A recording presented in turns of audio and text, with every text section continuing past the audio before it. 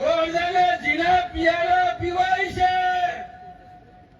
અને ગંજ્યા વખતથી આવતી ચોહર જોગણી બાવન વીરના પિયાળા છે. મારા બાપ, હવે પિયાળો પીવાની જરૂર છે, શિક્ષણનો પિયાળો. બંધારણનું જે રવિન્દ્રજીએ કીધું વાત 100% સાચી છે. આ બેઠું તો રેડી છે, આ બેઠા એને રેડી થવાનું છે. બોલો ક્ષત્રિય ઠાકોર સમાજનો આભાર. સ્ટેજ ઉપર વિરાજમાન સન્માન્ય સાધુ સંતો મહંતો, સમાજના સૌ રાજકીય સામાજિક અગ્રણી આગેવાનો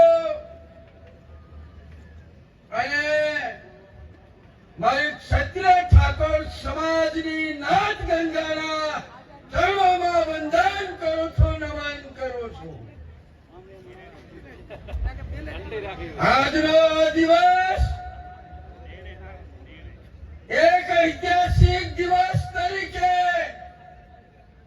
નક્કી કરવા માટે જ્યારે સમગ્ર ઠાકોર સમાજ અહીં ઉપસ્થિત થયો છે, ત્યારે આજે ઇતિહાસના પાના લખાશે.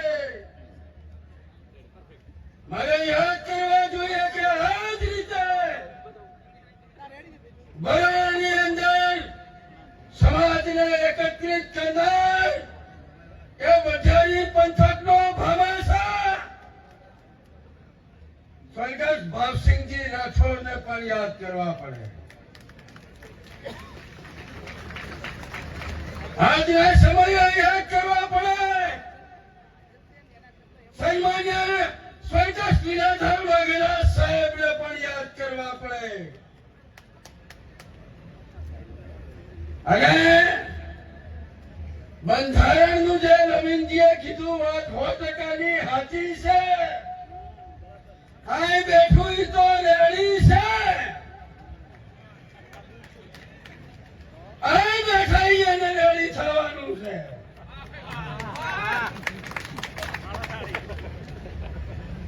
આજે આ આનંદ ઉત્સાહ અને ઉમંગનો પવિત્ર દિવસ, અને એક વિનંતી તમારા દીકરા તરીકે હાથ જોડીને કરું છું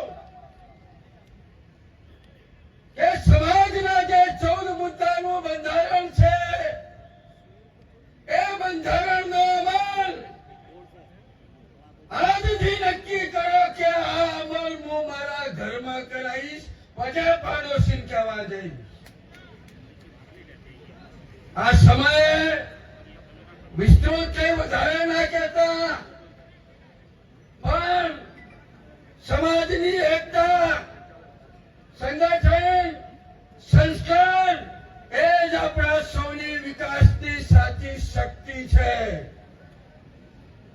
મેં કાલે ટોટાના લાઇબ્રેરીમાં કીધું કે નમેલું થતી હોય તો આદિ અનાદિથી થાય છે. ગોળદાને ઝીણા પિયાળા પીવાય છે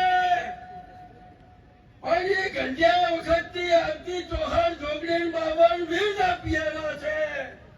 મારા બાપ, હવે પિયાળો પીવાની જરૂર છે, શિક્ષણનો પિયાળો.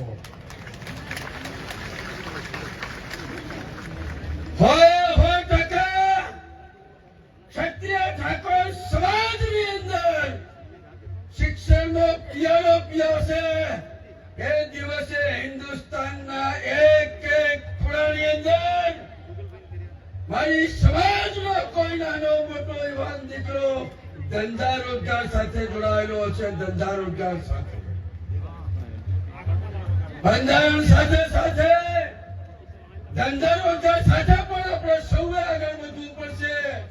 અહીંયા આપ સૌ મોટી સંખ્યામાં ઉપસ્થિત થયા છો, ત્યારે આપ સૌનો